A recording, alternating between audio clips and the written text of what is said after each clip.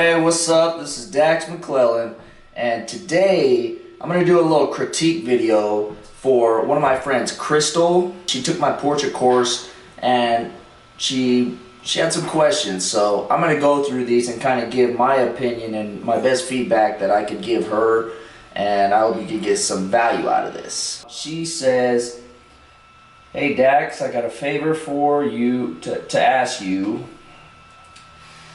I am so dejected right now, and I'm hoping you can help me. I've been tattooing for about 4 years now, and have pulled off some awesome pieces, okay? But it is the simplest ones that seem to fuck me up. I did a piece on the outer side of a guy's forearm. It has 3 tones of red. This is the second time I hit it, and it looks like shit. I am starting to feel like I am in my first few months of tattooing again, and I'm getting really frustrated." Okay. She also says, "I used a mag, but I'm thinking if he will let me try again, maybe I should use a round next time. My issue is me and filling in with rounds don't seem to go hand in hand." Okay, so me and filling in with rounds don't seem to go hand in hand. What advice do you have for packing in colors with rounds? Hand speed. I'm always scared if I go too slow, I will chew up the skin. Depth. Would I go in at the same depth I do for lining? Machine speed. Would it be the same speed as lining with packing in color? Again, I didn't want to bug you with this, but I have been so frustrated and uninspired, hence why I haven't been proactive in the group much lately. I want to be the best I can be, but right now I honestly feel like a hack. It's embarrassing. I have nowhere else to turn. I am attaching the photo of the tattoo again. It is supposed to be 3 tones of red, bright red, dark red, and undead red. And the photo is the healed pic after the second pass. I'm also sending you pictures of a couple of other tattoos I did. The reason why I'm sending these ones is so after you see this first one, you won't be totally thinking, holy shit, why is this person taking my course? Let alone tattooing at all. I find it that embarrassing. Thanks, Crystal. Okay. Alright, Crystal. So first off, I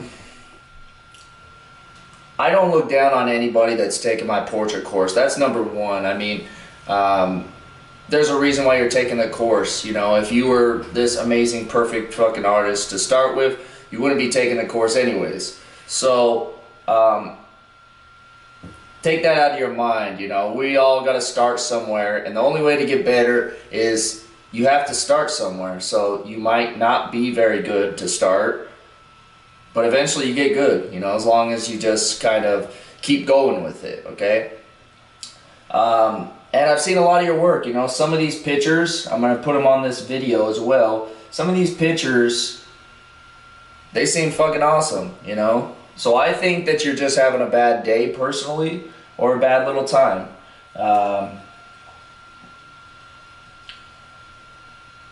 Based on the red in the picture, I can't see a whole lot of like bad tattooing. I mean, to me it looks like maybe the tattoos came out a little faded. That might have to do with the client not taking care of it. I don't know. You might want to ask your client how he's taking care of your tattoos. Or are you explaining, you know, how to take care of them? Do you know how to take care of them so that they heal really, really awesome?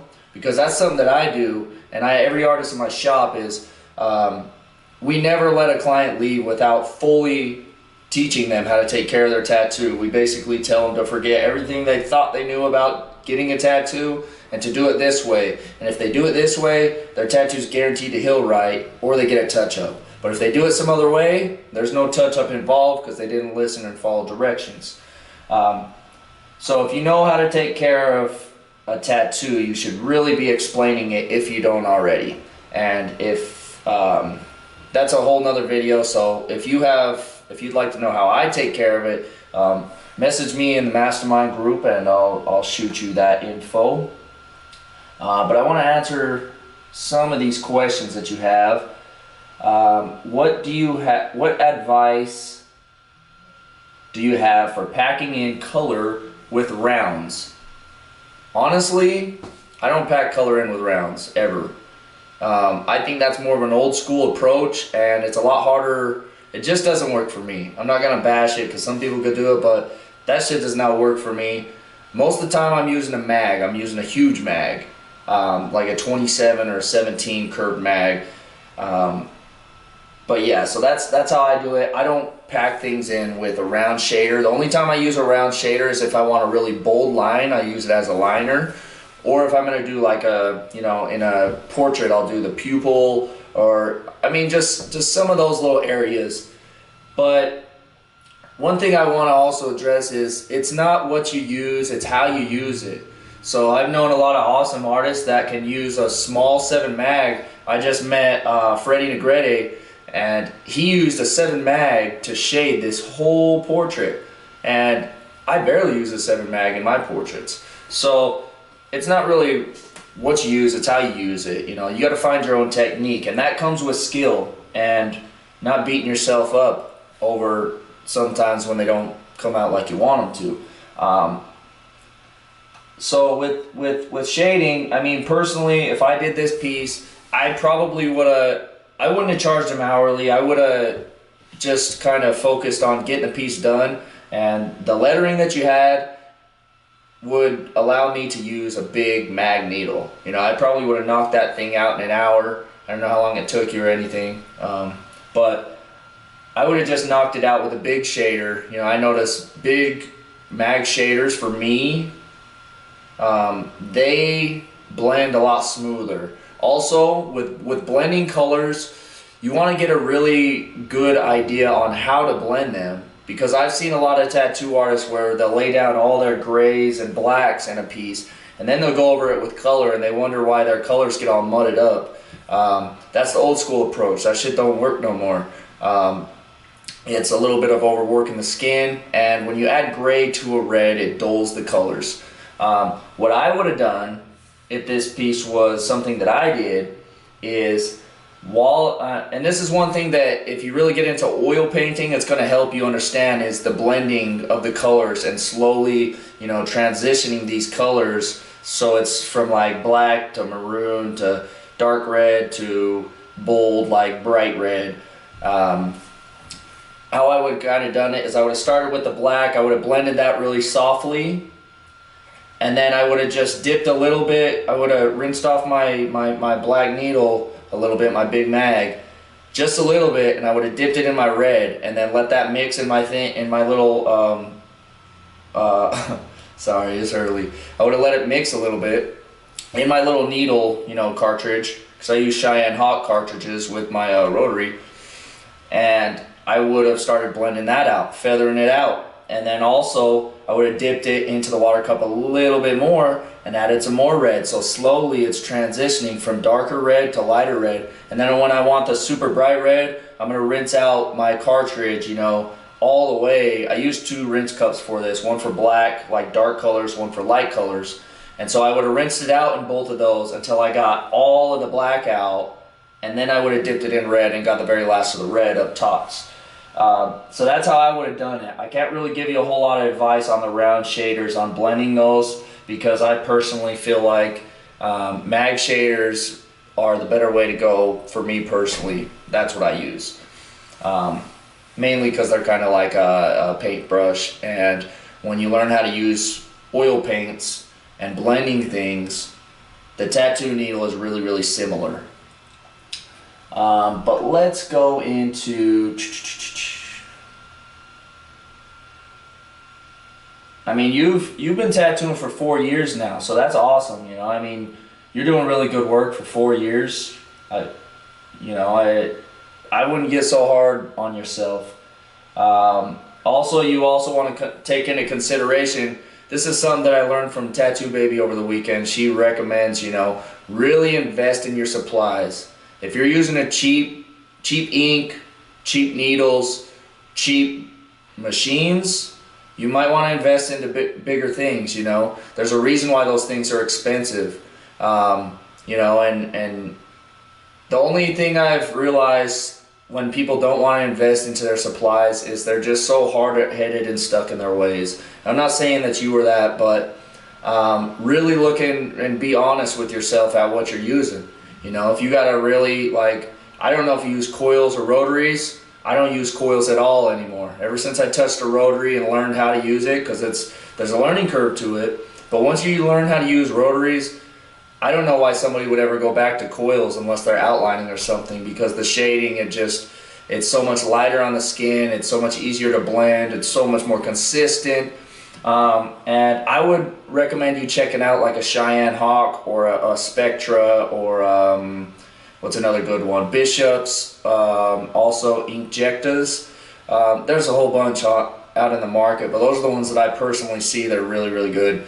And they're also really, really expensive, you know. If you don't see the value in spending $600 on a machine, maybe you don't deserve to do the really awesome tattoos. And I'm not trying to say that rude, but you have to see it as not money wasted, but money invested. Because those things really make a big difference, you know. And same with the inks. I like Fusion inks. I like Intense inks. I also like Eternal lately. And not one over the other, you know. But right now I'm using Eternal, and it's worked good for me. So you might want to check out what you're using. And also the needles, you know. I really like the cartridges, you know. They are more expensive. It's a more investment, but you might want to look at the needles that you're using. And like I said, you know, how the person's taking care of the tattoo, because that means that's big right there. You know, I noticed that about 70% of how your tattoo heals is based on how you take care of it. It's not the artist, it's usually how they take care of it. You know, and you might really want to get into like how you're teaching them or how they are taking care of it, and just get down to the bottom of that.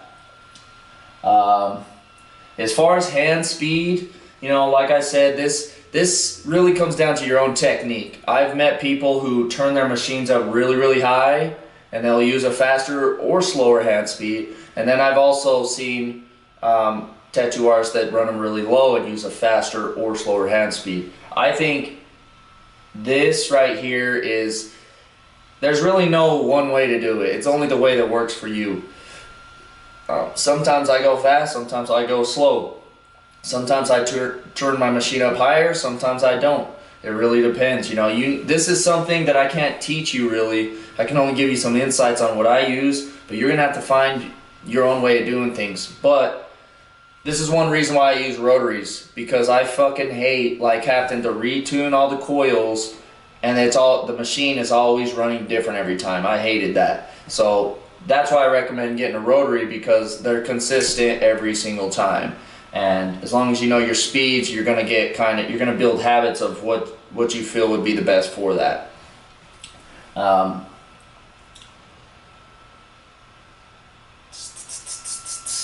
Depth. Depth, you really, a lot of people get caught up in this, and you really don't need to go that deep with tattoos, you know, regardless of what you're doing, whether you're lining or shading. A lot of people go a lot deeper than they need to. A good rule of thumb that I use personally is if my tattoos are bleeding, I can go a little bit lighter, and that's usually every tattoo. I can go probably a little bit lighter, but my tattoos don't really bleed that much, but when I know there's a little bit of blood, I could probably try to go a little bit lighter and see how that holds up. But yeah, most of the time, you don't really need to go that deep. One thing that I've known about colors, though, that I want to bring up is with colors, I usually hang my needle out a 1/4 inch, like really far out. And even with black and gray, some people do it too. Like I said, these are all just, you know, like my own techniques, or somebody that I know. Like, there's no right way. I've known people like Roman Abrego. He doesn't hang his mags out very long, you know. He does them, if you notice, they're really, really shallow in the tube. I hang mine out really, really far. And what I noticed, at least in my own experience, is when you hang them out shallow, they usually do a smoother blend a lot of the times.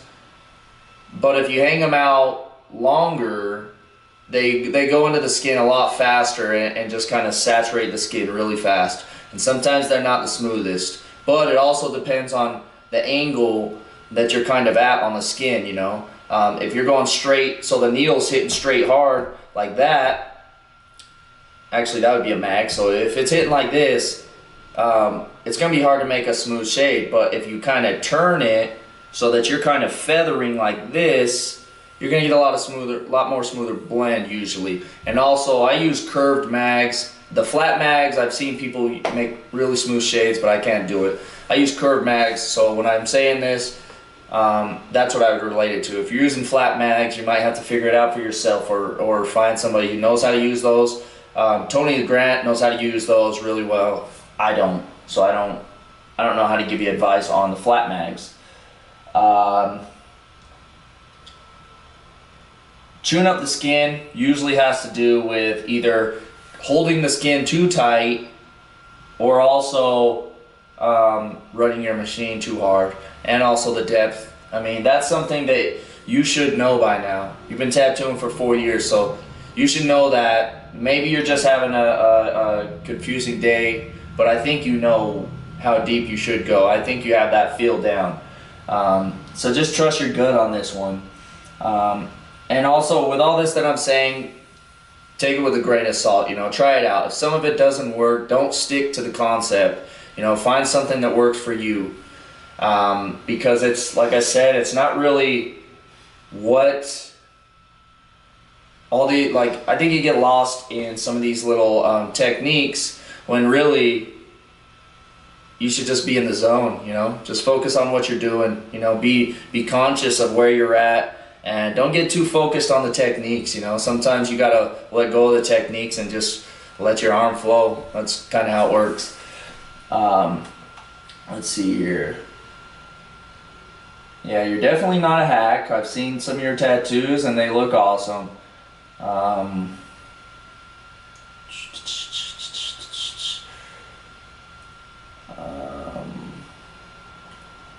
And oh, and your other message about you're your own worst enemy, I think we all are, you know, and I think at times we all lack some type of confidence in tattooing. That's something that you build, you know.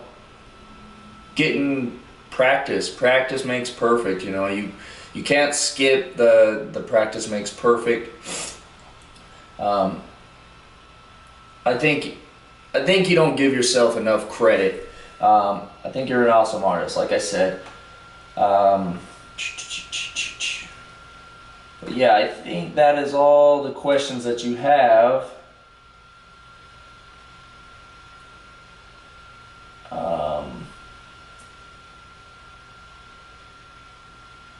Yep, that's all the questions you have. So anyways, I hope this little critique video helped you.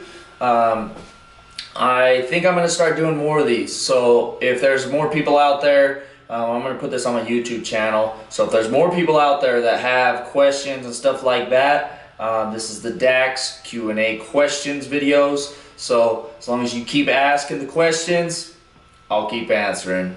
Peace.